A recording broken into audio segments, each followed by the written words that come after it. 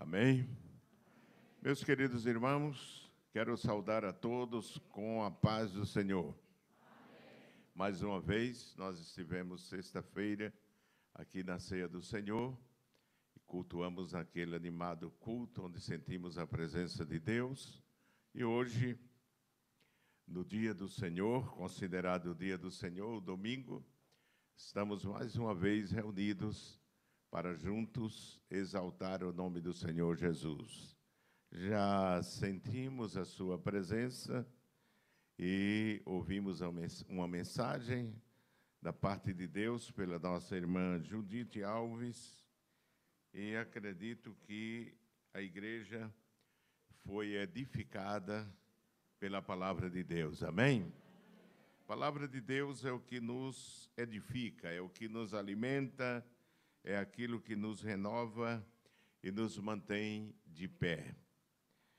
É sempre uma alegria poder estar com a igreja do Senhor Jesus, obrigado, do Senhor Jesus, aqui no Porto, não é isso? Pelas múltiplas atividades e principalmente neste período que nós passamos, não é isso? Período de pandemia, e foi muito difícil até mesmo para cultuar na nossa terra, no nosso país.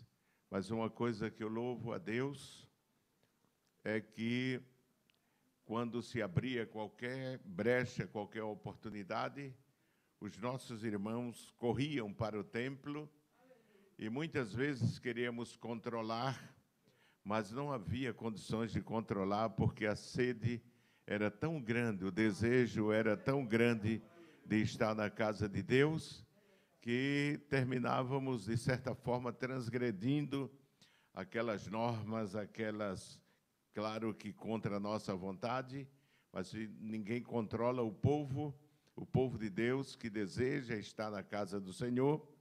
E nós temos viajado, principalmente pelo interior do estado, no extremo, nas fronteiras do nosso estado durante esses últimos dias, e temos visto que Deus tem feito a igreja em uma prosperidade tremenda e os crentes desejosos. Nós imaginávamos que com o retorno da normalidade, ainda que não estamos em total normalidade, porque o último decreto permitia que fosse feito 50% da quantidade de pessoas que cabiam no ambiente e com um limite de até 700 pessoas, mas nós temos tido culto no domingo e no culto de doutrina no Templo Central, o templo lotado. Ninguém controla e a gente não tem condições de dizer ao povo que volte e vá para casa. É isso. Se o plano do inimigo era fazer com que os irmãos arrefecessem o desejo de ir à casa de Deus, me parece que terminou produzindo o inverso, não é? O contrário, porque os irmãos voltaram com todo o desejo, com sede de receber mais de Deus. E nós louvamos a Deus, não é isso? Os círculos de oração tudo lotados, e todos os trabalhos da igreja. Nós estivemos conversando com o pastor Luiz Mário, e ele disse: pastor, a escola foi uma bênção. Muita gente, quase 2.000 pessoas no Templo Central, ouvindo a palavra de Deus na escola dominical. A igreja é de Deus, amém, meus irmãos? E Ele cuida da sua igreja como ninguém pode cuidar. Meus amados irmãos, nós ouvimos uma palavra da nossa irmã pela nossa irmã Judite, da parte de Deus, sobre o nosso andar, e ela leu o texto e citou de que não podemos andar pela vista, mas andar pela fé. Mas eu quero me distanciar um pouco deste tema e trazer uma palavra também que veio ao meu coração. Antes da gente vir ao culto, principalmente aquele que dirige ou vai trazer uma mensagem, nós oramos a Deus e perguntamos: Senhor, o que é que tu queres que eu fale ao teu povo? Não é? E nós falamos aquilo que o Espírito Santo dirige, ou pelo menos nós sentimos a direção da parte de Deus. Não é isso? O bom pai não é aquele que dá o que o filho pede, mas o que o filho precisa. Amém? Eu estou me referindo ao Pai Celestial. Amém, meus irmãos? Ele dá aquilo que nós precisamos, aquilo que nós necessitamos, ainda que esperemos totalmente diferente daquilo que recebemos. Mas eu quero deixar uma palavra no Evangelho de Marcos, Evangelho escrito pelo evangelista Marcos. Quero ler, meus amados irmãos, no capítulo 13 de Marcos. Esta é uma palavra que quero deixar para a igreja de nosso Senhor Jesus Cristo, nesta tarde, e logo depois trazer uma rápida reflexão, uma palavra, uma meditação a respeito do texto. Capítulo 13 de São Marcos, nos diz assim: e saindo ele do templo, disse-lhe um dos seus discípulos: Mestre, olha que pedras e que edifícios. E respondendo Jesus disse-lhe: Vês estes grandes edifícios? Não ficará pedra sobre pedra que não seja derribada. E assentando-se ele no monte das oliveiras, defronte do templo, Pedro e Tiago e João e André lhe perguntaram em particular: Dize-nos quando serão essas coisas, e que sinal haverá quando todas elas estiverem para se cumprir. E agora, meus irmãos, o versículo 32 e o 33 do mesmo capítulo. 32 e 33 do mesmo capítulo, onde lemos: Mas daquele dia e hora ninguém sabe, nem os anjos que estão no céu, nem o Filho, senão o Pai. Olhai, vigiai e orai, porque não sabeis quando chegará o tempo. Amém? Meus amados, amém? Amém. Meus amados irmãos, aqui temos o texto, o ensino, a exortação de nosso Senhor Jesus Cristo, quando se dirige aos seus discípulos, exortando-os a que eles estejam atentos. Ele diz: olhai. E é sobre o olhar que eu quero trazer uma rápida, sobre a visão, o olhar focado naquilo que Jesus chama, exorta os seus discípulos a que estejam atentos. Meus amados irmãos, a vinda de Cristo, como nós ouvimos esta noite, um dos louvores, é uma das maiores expectativas da igreja de nosso Senhor Jesus Cristo. E não é somente nossa, nesse tempo que estamos vivendo. Era a expectativa da igreja primitiva nos primórdios dias da história da igreja cristã. A igreja cristã centrou a sua mensagem em 3 temas importantes. Quem lê o livro de Atos dos Apóstolos pode distinguir ou perceber com facilidade de que esses 3 temas marcavam a mensagem da igreja primitiva. A primeira, eles pregavam sobre a natureza divina de Cristo. Eles procuravam provar ao mundo daquele tempo de que Jesus não era só homem, ele era divino, ele era o Filho de Deus, não é isso? Que se tornou carne, habitou em um corpo físico como o nosso, mas que possuía a natureza divina.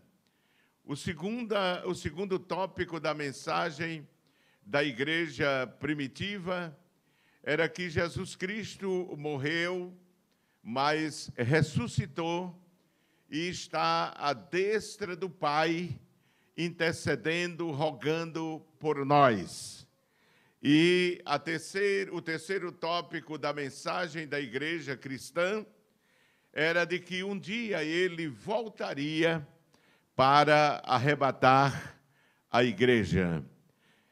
A volta de Cristo deve ser um tema de grande relevância para a igreja de Cristo aqui neste mundo. Nós temos que viver o dia a dia, viajar para uma e outra parte, exercer as nossas atividades seculares, mas nós nunca devemos tirar da nossa mente, devemos tirar os nossos olhos do foco da promessa que o Senhor Jesus Cristo fez à sua igreja.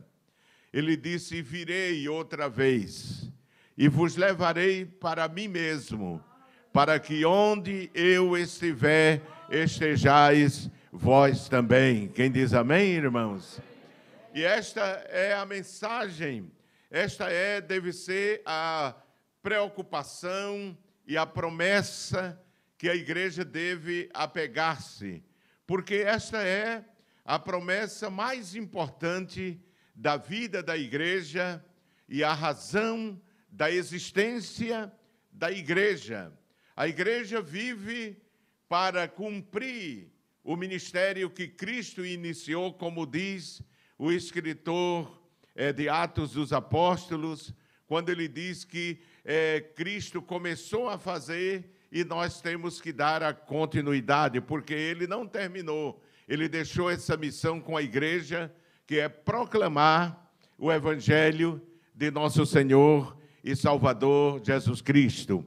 Mas a razão da existência da igreja não é outra senão a volta de nosso Senhor Jesus Cristo, o arrebatamento da igreja. E esta promessa, ela é o que fundamenta, não é isso? A existência da igreja, a razão do existir da igreja de nosso Senhor Jesus Cristo. Porque, meus amados irmãos, ninguém que está aqui sentado, adorando a Deus, servindo a Deus, aceitou a Cristo motivado por outra razão, a não ser a volta de Jesus.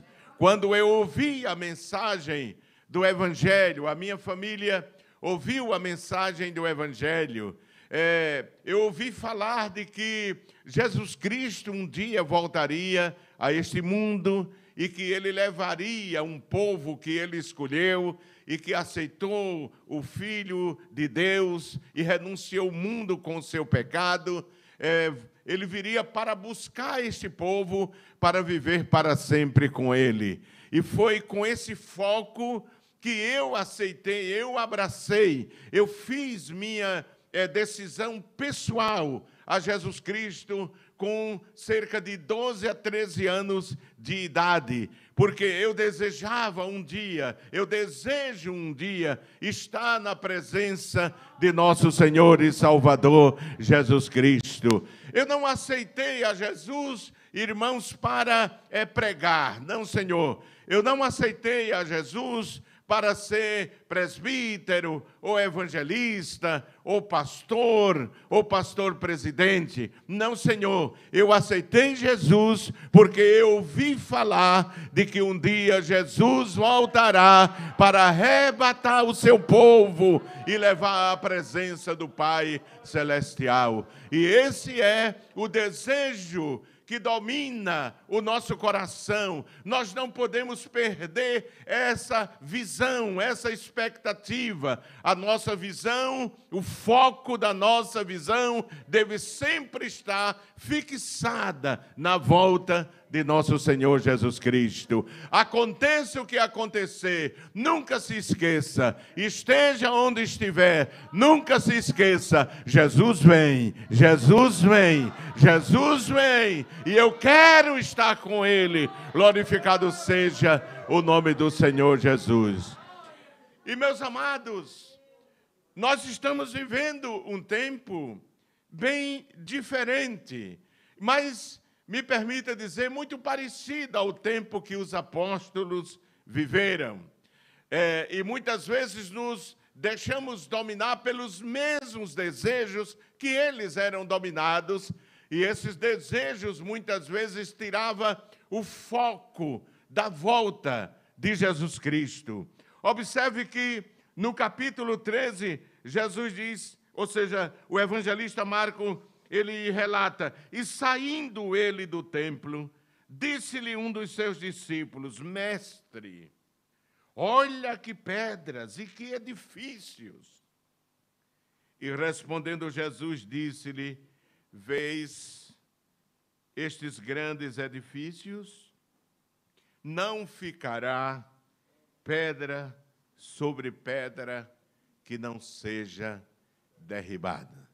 É claro que ele fez menção a um evento militar, político, que ocorreria na cerca de 70, que destruiria aquele templo. Aquele templo que fora construído por Herodes, e nos dias de Cristo parece que ainda não estava totalmente acabado. Era um edifício imponente, que chamava a atenção, e que Pilatos construiu para ganhar a simpatia dos judeus. Ele era um político estratégico, populista, e ele construiu o templo para os judeus para conquistar o afeto, conquistar o apoio dos judeus, para que não se rebelassem. E o que me chama a atenção é que o foco dos apóstolos estava justamente, ou por que não dizer, a visão deles estava fora de foco. Eles mostram a Jesus a beleza do templo.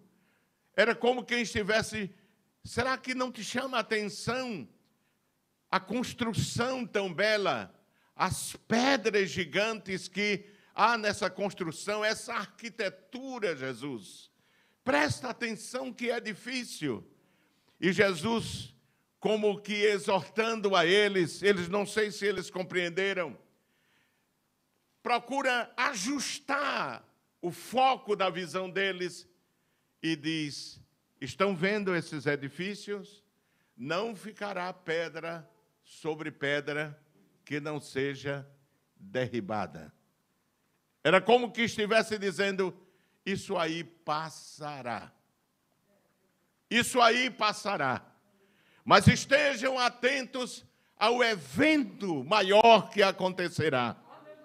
Ele diz no versículo 3, ele diz, e assentando-se ele no Monte das Oliveiras, veja que valeu a pena. Jesus traz de volta o foco deles para o que ele havia ensinado nos capítulos anteriores. E diz assim, assentando-se ele no Monte das Oliveiras, defronte do templo, Pedro, Tiago e João e André lhe perguntaram em particular, dize-nos quando serão essas coisas e que sinal haverá quando todas elas estiverem para se cumprir? Jesus respondendo, disse-lhe, começou a dizer, olhai que ninguém vos engane. Olhai, estejais com o vosso olhar em foco, atento, para que ninguém vos engane. Não vos não tem que estar distraído. Estejam com a mirada certa, o foco certo, porque estas coisas daqui, elas vão passar. Não ficará pedra sobre pedra que não seja derribada, irmãos. Tudo nesta vida vai passar. Tudo nesta vida vai passar. Vai passar, passa a riqueza, passa a beleza, passa a casa suntuosa, o apartamento luxuoso, tudo vai passar. Jesus está redirecionando o foco da visão dos apóstolos e dizendo: eu virei arrebatar a minha igreja. Estejam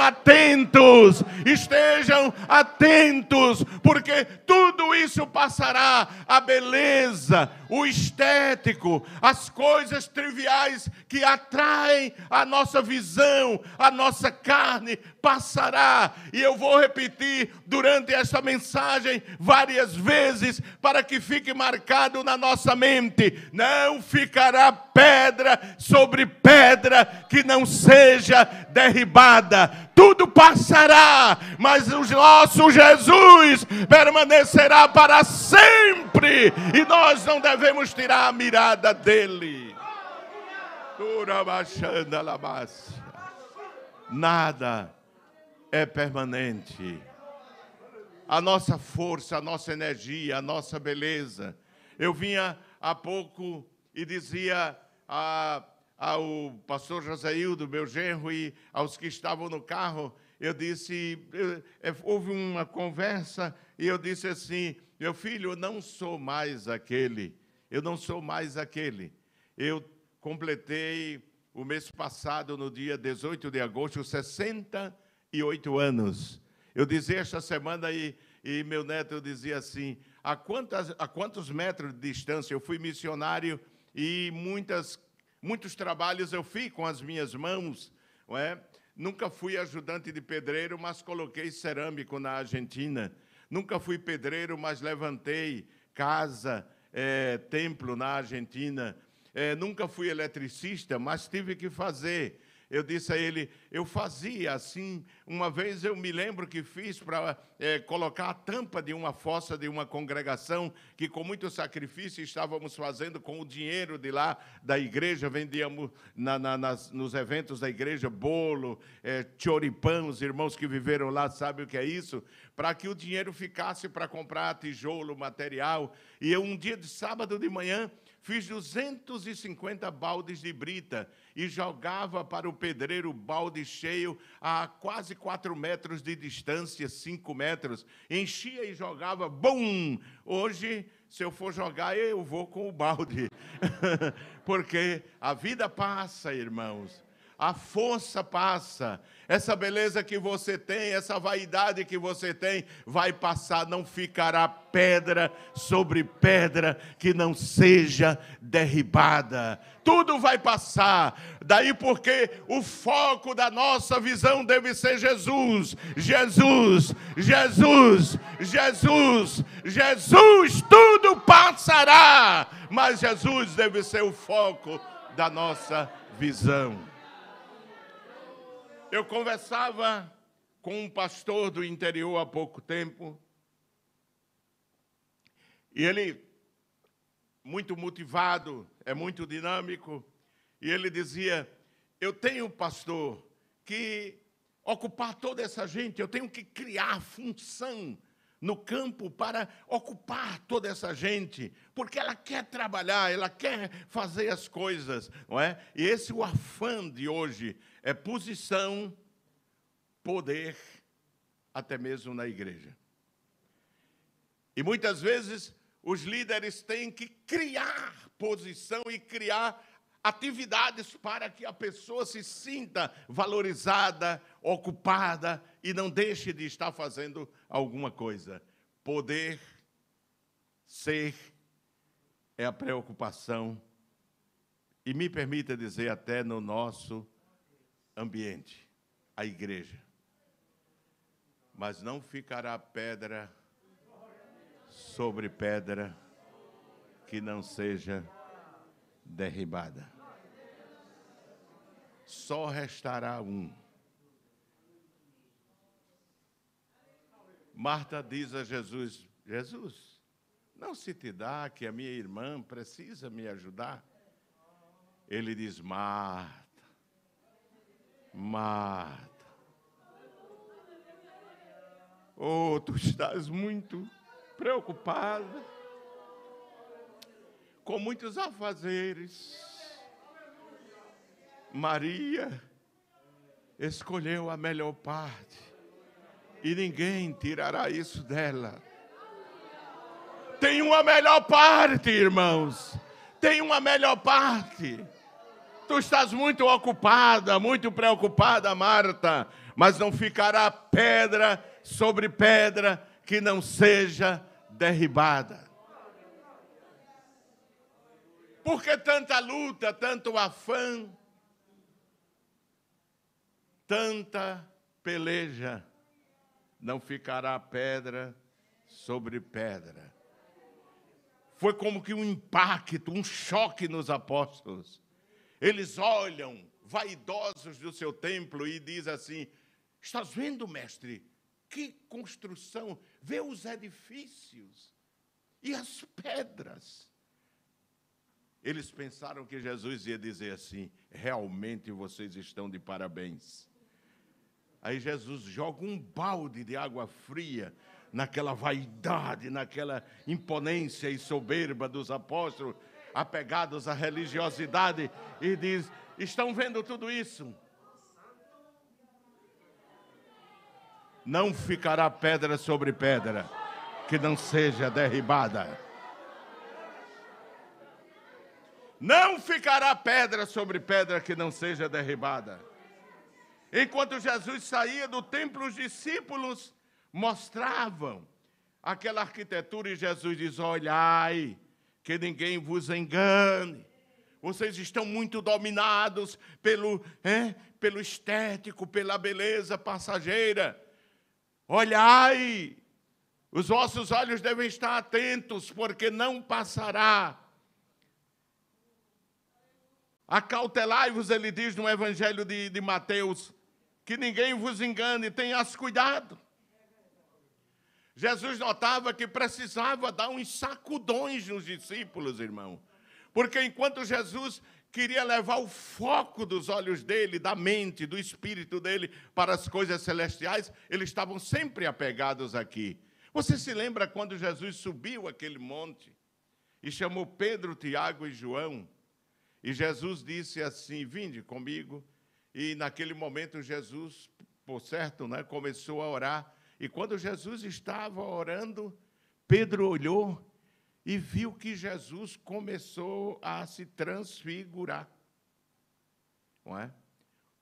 Um acontecimento extraordinário. Porque a Bíblia nos diz que ele começou a transfigurar, e essa expressão é diferente daquela expressão do rosto de Moisés, quando Moisés passou 40 dias na escuridade de Deus, na presença de Deus. Diz a Bíblia que quando Moisés desceu do monte, ninguém podia olhar para o rosto de Moisés, tiveram que colocar um véu, porque ele refletia a luz de Deus. Mas ali foi diferente. A expressão transfigurar no original significa que a luz não veio de fora e bateu como um espelho, mas a luz saía de dentro pelos poros de Jesus. Os poros de Jesus começaram a se transformar e começou a sair luz, luz, luz, luz, luz. E quando Pedro viu aquilo, ficou atônito e disse: oh, mestre, como está bom aqui. Aqui, seria bom que fizessem uns 3 tendas aqui, não é? Porque está maravilhoso aqui, Senhor. Ele ouviu a voz que dizia: este é o meu filho amado, em quem me comprazo, Pedro. Mas não, irmãos, o que me chama a atenção é que enquanto Pedro, Tiago e João estavam vivendo aquele clímax espiritual com Jesus, vendo Jesus como Deus, como João viu em Apocalipse, lá embaixo, o ministério estava numa briga terrível. E a briga era porque cada um queria ser o maior, não é? Quem era o maior no reino dos céus? E quase iam as tapas. Enquanto a glória estava em cima, a peleja estava embaixo. E nós estamos vivendo um tempo de muita peleja pelo ser, irmãos. E nós estamos perdendo o prioritário, que é Jesus. Jesus, Jesus, Jesus, Jesus. E muitas vezes eu estou falando por mim, eu não estou aqui dando uma mensagem julgando os irmãos, não, estou falando por mim. Muitas vezes a gente se ocupa com o jantar para Jesus, mas Jesus quer que a gente se ocupe mais dele. Jesus quer que eu me ocupe mais dele.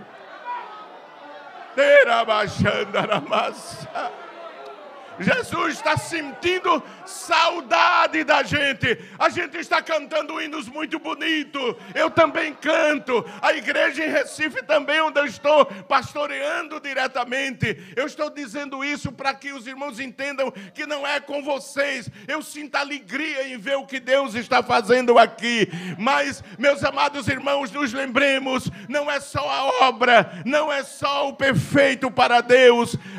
É Jesus, é Jesus. É Jesus, é Jesus, é Jesus o principal. Não ficará pedra sobre pedra que não seja derribada.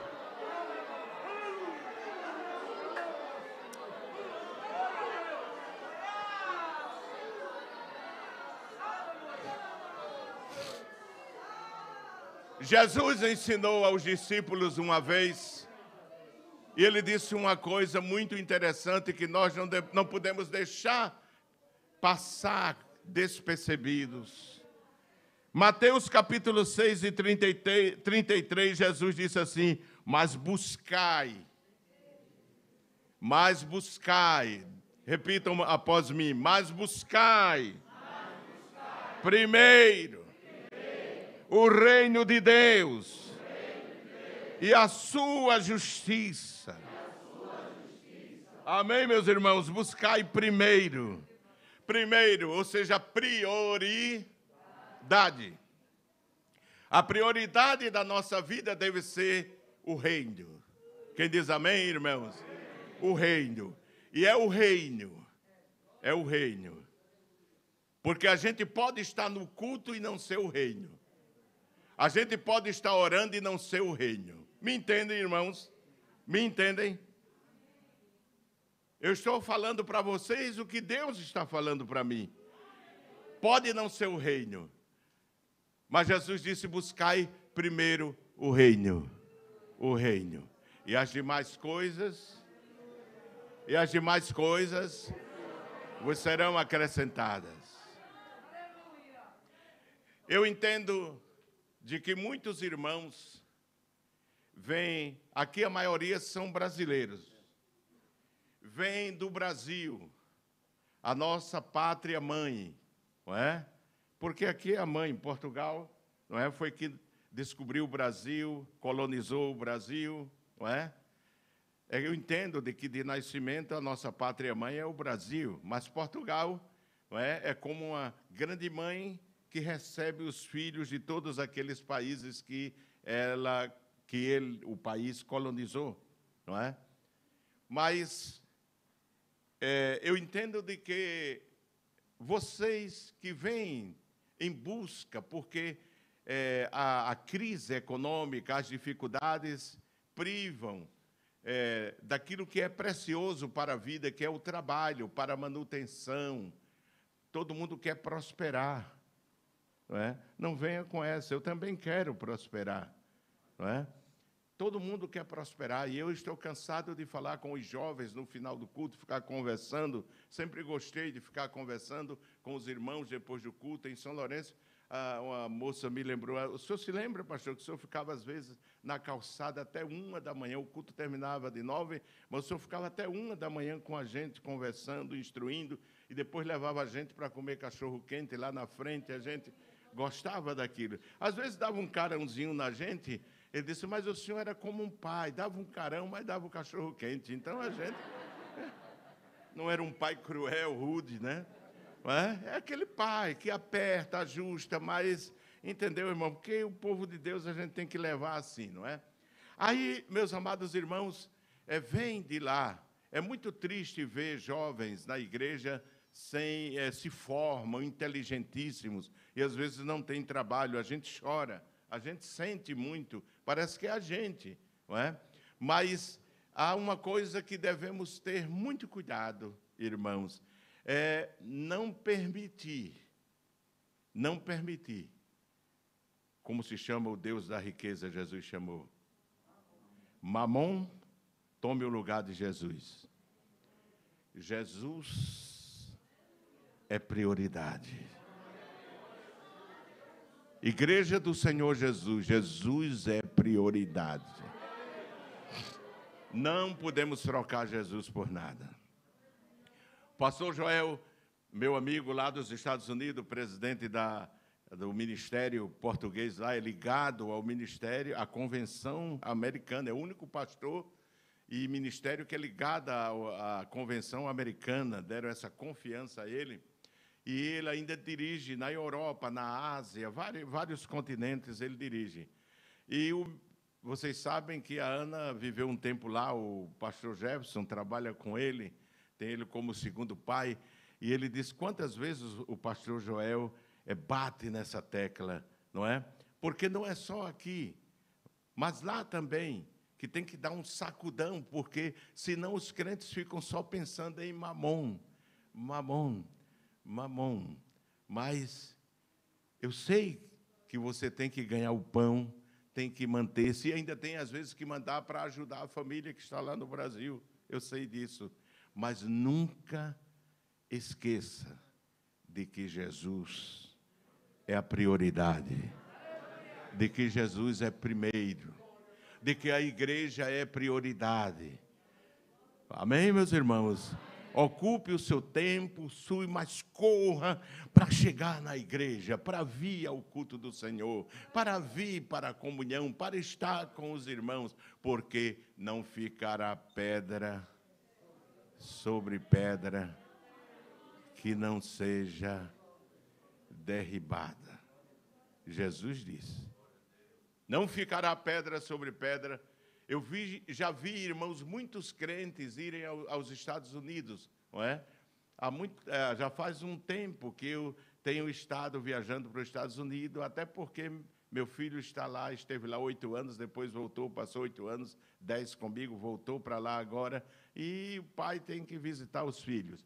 E eu quero dizer aos irmãos, muitos foram para os Estados Unidos e até deixaram a esposa lá, e esposas deixaram maridos lá, como nós temos, voltaram doentes e nem construíram patrimônio e voltaram débeis na fé.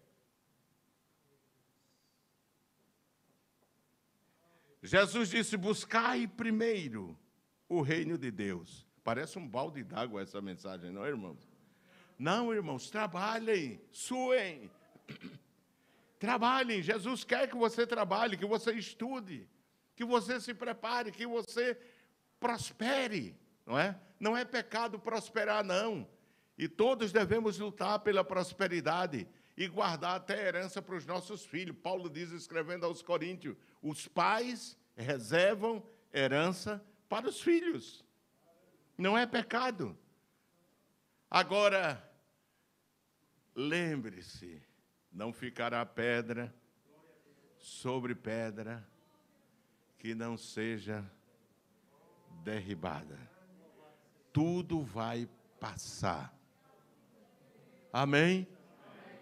Não deixe que as coisas triviais e passageiras sufoquem a sua fé. Amém? A sua fé em Deus.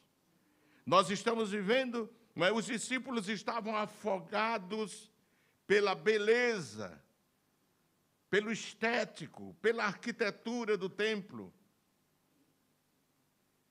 Mestre, olha que pedras. Às vezes estamos tão assoberbados de tarefas, de coisas, que nos esquecemos das coisas espirituais. Nos ocupamos das coisas e nos esquecemos de Deus. E às vezes pode ser até as coisas de Deus. Muitos de nós, isso é um pecado que às vezes muitos de nós pastores cometemos. nos ocupamos muito das coisas de Deus. Igreja, igreja, igreja, igreja, igreja. E sufocamos tanto que a gente esquece da gente. No campo missionário, minha esposa teve que iniciar e dirigir durante todo o tempo que ela esteve lá o círculo de oração, porque tinha que formar as irmãs, era a obra que tinha iniciado.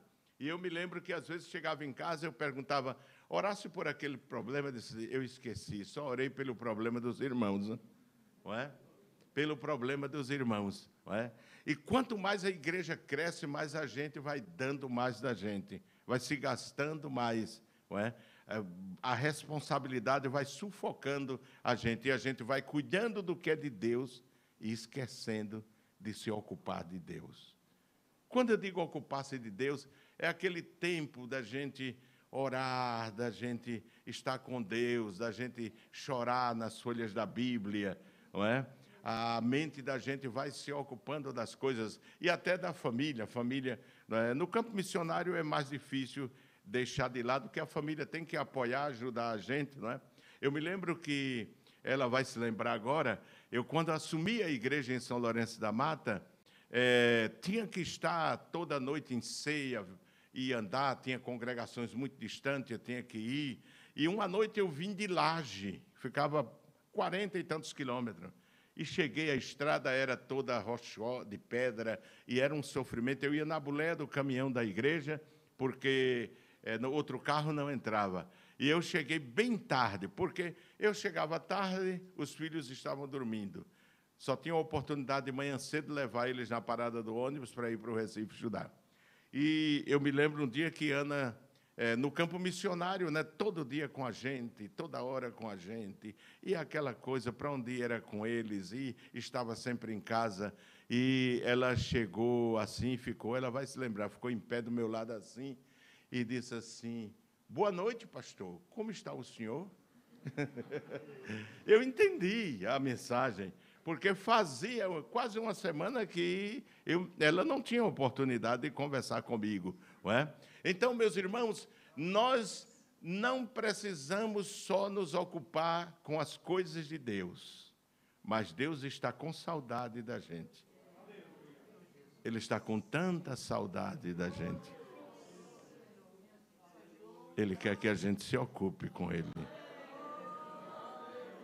Se ocupe com Ele.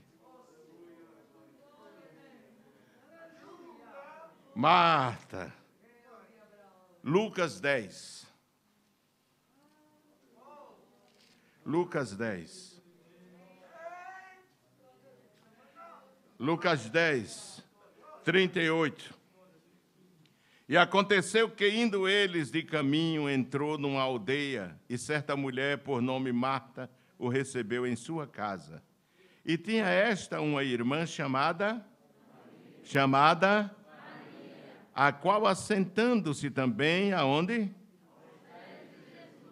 Diga, aos pés de Jesus. Ouvia o quê? Marta, porém, andava como? Jesus em casa e a pessoa distraída.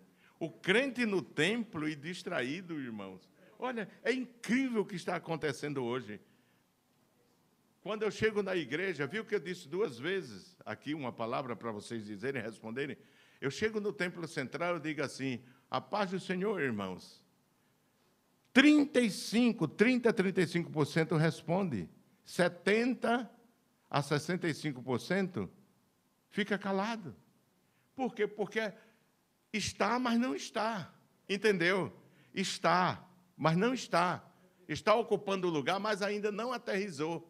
Ainda está em casa, ainda está no negócio, ainda está nos problemas. É isso que Jesus quer, é que a gente aterrize aqui de verdade, de corpo, alma e espírito, e diga, eu vim. Nos despojemos de tudo e digamos, eu vim contemplar a tua beleza, Senhor. Eu vim olhar para você, Jesus. Como Davi disse, uma coisa, Senhor, eu quero te pedir, que eu viva todos os dias da minha vida na tua casa, Para quê, Davi? Ele diz, para contemplar. Oh, irmãos, para contemplar a tua formosura e aprender no teu templo. Contemplar o lindo que é Jesus. Não é dizer assim, como eu já ouvi uma irmã dizer assim, tu és lindo, Jesus. Sim, mas será que é lindo mesmo? Aí diz aqui, e tinha esta uma irmã, ou seja, versículo 40, Marta, porém, andava distraída em muitos serviços, e aproximando-se, disse, Senhor, não te importas que minha irmã me deixe servir só?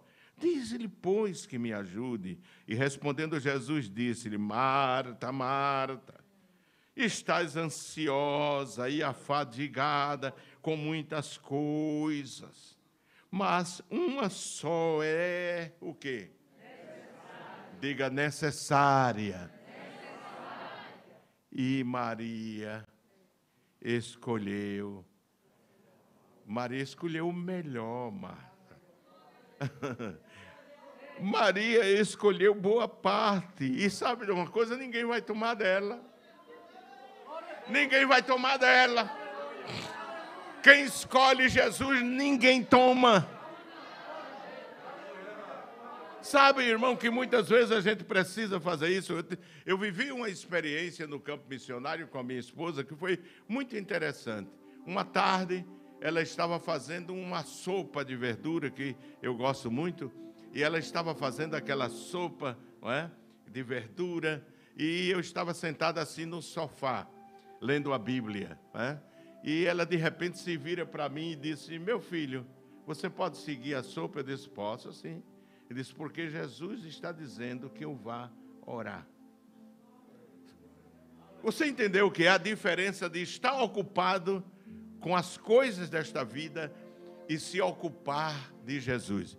Jesus convoca ela e diz assim, para, Judita, deixa essa sopa aí, porque agora eu quero que tu te ocupe de mim. Ocupa comigo. Vem aqui no quarto ocupar-se comigo. E ela disse, eu digo, vá orar. Jesus não falou? Vá orar. E ela foi orar, irmãos. Foi orar. E poucos minutos, mas não, alguns minutos, uns 40 minutos, alguém me chamou no timbre da casa. Eu morava em cima do templo. E quando alguém me chamou, estava chorando, e uma agonia, era irmão Manuel, um irmão, esposo da irmã Horizontina, eu acho que o senhor conheceu. Um homem que me ajudava muito na construção, a gente pagava diária a ele, mas era um amigo, e a esposa, uma mulher de Deus, lá do norte do Brasil, da Argentina, de Misiones, falava português, isso facilitava muito a gente, éramos muito amigos, gostava muito daquela família. E, irmãos, ele disse, pastor, leva a irmã Judita, vá com a irmã Judita agora mesmo no hospital. Horizontina foi socorrida com uma isquemia e o médico disse que ela vai durar poucas horas, ela não vai viver. E as meninas, uma senhora casada e duas moças, estão lá, um desespero no hospital que eu não consigo controlar. Eu desci, pegamos o carro, deixamos a sopa para lá. Isso é ocupar-se de Jesus, né? Deixa a sopa para lá, deixa a sopa para lá. E fomos para o hospital. E a coisa era tão séria que eu fiquei com ele, consolando. Meu irmão, Jesus está com a gente. E as filhas queriam fazer escândalo por causa da mãe naquela situação. Não é fácil. Aí minha esposa, eu disse, leva para lá para orar, que vai ser um escândalo aqui. Essa mulher vai morrer e vai ser um escândalo. Aí Judite disse assim, minhas filhas, venham cá, vamos ali. Aí foi e procurou um lugar para orar e não tinha lugar. Aí disse assim, vamos entrar aqui no banheiro, às 4. Aí disse, mas não cabe, mas vamos entrar, vamos se abraçar às 4.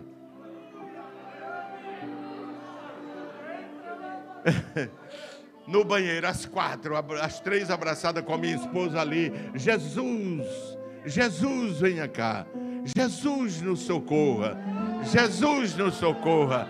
E quando está naquela oração, Jesus, o Senhor fala e diz assim, Horizontina não morrerá. Eu sou o Deus de Ezequias e darei 15 anos de vida a ela. Eu sou o Deus de Ezequias e darei 15 anos de vida a ela. Meus irmãos, no outro dia de manhã, a Horizontina volta para casa totalmente curada, sem nenhum resquício, nenhuma marca. Ela volta, irmãos. E o tempo passou, ela assumiu o círculo de oração numa congregação lá, uma grande mulher de Deus, aquela mulher de oração, uma mulher santa, humilde, obediente. Irmãos, e quando um dia eu estou em São Lourenço, na hora da janta, o telefone toca. Aí eu atendi, era a mãe do genro dela, a irmã Alba Castro. Pastor. Eu disse, o que aconteceu? Eu pensei que era Aníbal, que tinha um grande amigo, o marido dela, que tinha morrido, alguma coisa. O que está acontecendo, irmã Alba? Disse, Jesus levou Horizontina. Na mesma hora da janta de Mar del Plata. Aí eu digo, não, eu vou ver. Eu digo, o que foi que aconteceu naquele dia? Me lembrei, graças a Deus, Deus tem dado uma memória boa a mim. Aí fui lá, irmão, no calendário, eu fazia 15 anos. 15 anos. Igreja do Porto, o nosso Deus é o mesmo Deus de Ezequias. É o mesmo Deus de Ezequias. Só falta a gente se ocupar um pouquinho mais dele, abraçá-lo e senti-lo mais de perto. A gente pode estar cantando, mas não é só isso. Pregando, mas não é só isso. Eu quero mais, eu quero mais, eu quero mais. É isso que Deus quer. Ele quer mais a gente. Ele quer mais a gente. Ele tem saudade da gente.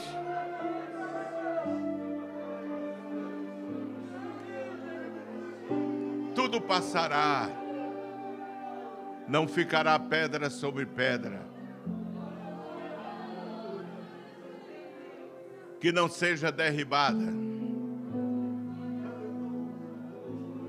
Os discípulos, vou terminar, sempre foram tentados, dominados por essa coisa, irmão, de poder, de posição, quem é o maior, e competição. Eu tenho que mostrar mais, eu tenho que ser o melhor pregador da igreja. O pastor está olhando para mim, não sei o que, e papapá. E Jesus está de lá dizendo, oh, que saudade eu tenho dele, que saudade eu tenho dela. Eu vou encerrar com isso, não vou poder seguir, mas Atos 1 e 6. Atos 1 e 6.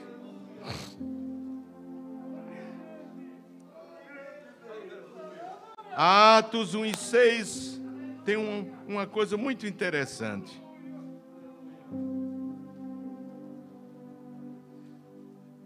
Um e 6 de Atos. Aqueles, pois, que se haviam o quê? Perguntaram-lhe dizendo. Irmãos, depois de Jesus ter sofrido, morrido, não é? Passado aquele tempo na cruz, veja onde está a mente deles. Eles dizem assim, 1 e 6. Aqueles, pois, que se haviam reunido, perguntaram-lhe dizendo, Senhor, o que foi que perguntaram?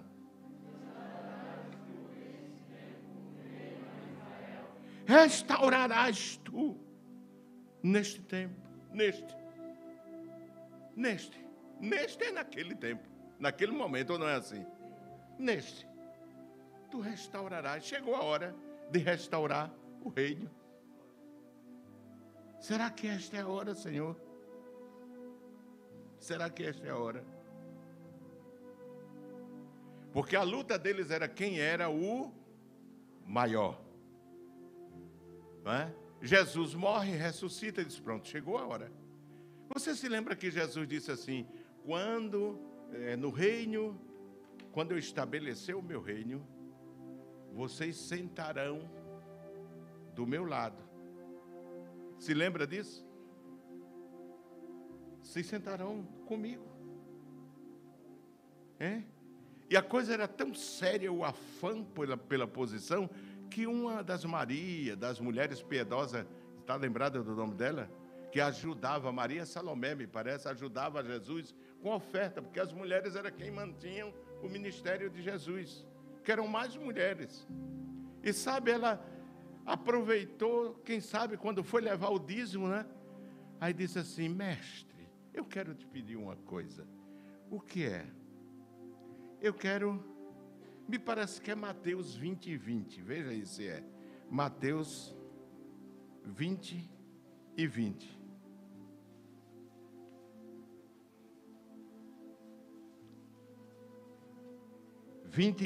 Diz assim: então se aproximou dele a mãe dos filhos com seus filhos, adorando-o e fazendo-lhe o quê? Um pedido. E ele diz-lhe: que queres? Ela respondeu: dize que estes meus 2 filhos se assentem, um à tua direita e o outro à tua esquerda, no teu reino. Ai, que ambição, meu Deus do céu. Diz que esses 2 filhos meus se sentem cada um do teu lado, no teu reino, né? Tu é o presidente, um vai ser o secretário e o outro o vice-presidente. Meu Deus. Tem misericórdia, minha irmã, de nós. Jesus, que a natureza nossa, tem misericórdia de nós. Jesus, porém, respondendo, disse: não sabeis o que pedis. Tu não sabes, Maria, tu não sabes o que estás pedindo. Podeis vós beber o cálice que eu hei de beber e ser batizados com o batismo com que eu sou batizado? Dizem-lhe eles: podemos. Ó, que coisa, irmão. Irmão, ninguém quer o cálice, só quer o trono, irmão. O problema nosso é esse. É que nós, os humanos, não queremos o cálice, só queremos o trono. E ainda nos atrevemos a dizer: podemos. Você pode nada, rapaz. Você aguenta nada, rapaz. Quando a tribulação chegar, a aflição, a angústia, você vai ver. Quando você se sentir sozinho, desesperado, que tiver vontade de gritar por Deus, aí você vai ver.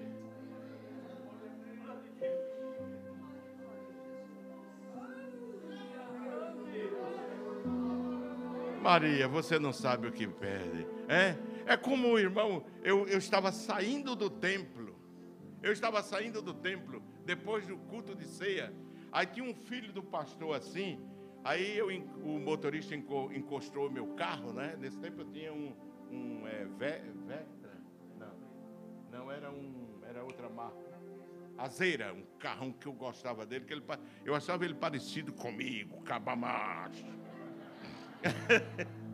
Chega, roncava o motor dele, eu botava 180 nele na pista lá. Aí sabe, irmão, o filho do pastor encosta assim e disse assim: quando eu crescer, eu quero ser pastor presidente. Eu disse: é? Ele disse: é. Eu disse: por quê? Ele disse: porque eu quero um carro desse aí.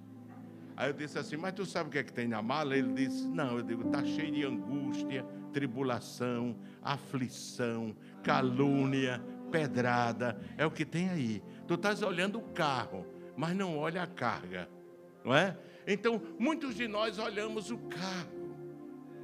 A gente quer o trono. A gente quer estar do lado. Entendeu, irmão? Bem pertinho do poder. Mas a gente não quer o cálice, irmão. E para fazer a vontade de Deus, tem que beber o cálice.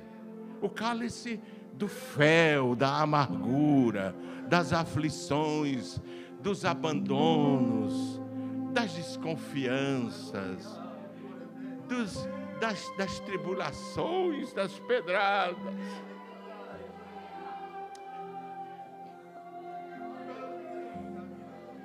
A gente não quer beber este cálice porque este cálice dói.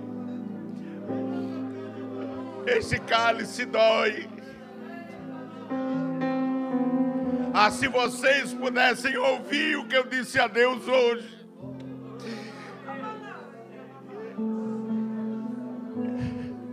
É muito duro.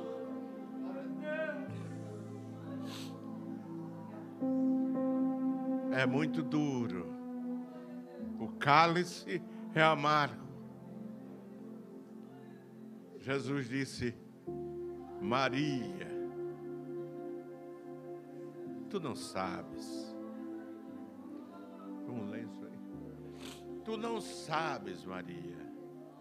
Irmãos, muitos de nós não sabemos o que estamos pedindo. Porque estamos pedindo pensando só na glória. Estamos pedindo pensando só nos parabéns. Estamos pedindo pensando só na glória. Mas o reino de Deus tem cálice. O reino de Deus tem cálice de amargura, em que a gente se sente como Jesus. Aquela cena da cruz se repete ainda hoje por muitos que são injustiçados, que muitas vezes diz: Senhor, por que me desamparaste? Por que me desamparaste? Por que me deixaste passar isto?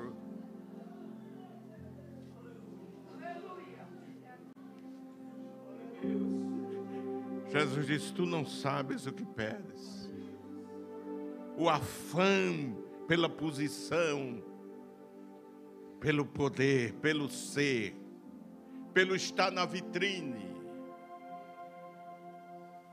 Mas quem vai para a vitrine saiba que está mais fácil de ser apedrejado. Mais fácil de ser apedrejado. E depois de tudo isso, os discípulos dizem a Jesus: agora tu vais. Chegou aquela hora, Jesus, de a gente sentar no reino? Chegou a hora. Aí Jesus diz assim, vou encerrar com essa palavra. Jesus diz assim: e disse-lhe: não vos pertence saber os tempos ou as estações que o Pai estabeleceu pelo seu próprio poder. Mas disse: mas recebereis a virtude do Espírito Santo, que há de vir sobre vós. E ser-me-eis testemunhas, tanto em Jerusalém como em toda a Judéia e Samaria e até os confins da terra. Essa é a vossa missão. Jesus estava dizendo: muitos de vocês vão ser decapitados. Você, Pedro, vai morrer de cabeça para baixo. Você, Tiago, vai ser lançado num tacho cheio de azeite, não é isso? A história da igreja. Então, irmãos, é melhor abraçar-se com Jesus. Não perca Jesus de vista. Jesus disse: não ficará. Quando Deus, eu sei de crentes que o pastor conta as bênçãos que Deus está fazendo, abençoando muitos crentes em Portugal. Muitos crentes fiéis em Portugal. Mas todas as vezes que você receber uma bênção, diga para você: não ficará pedra sobre pedra que não seja derribada. Amém.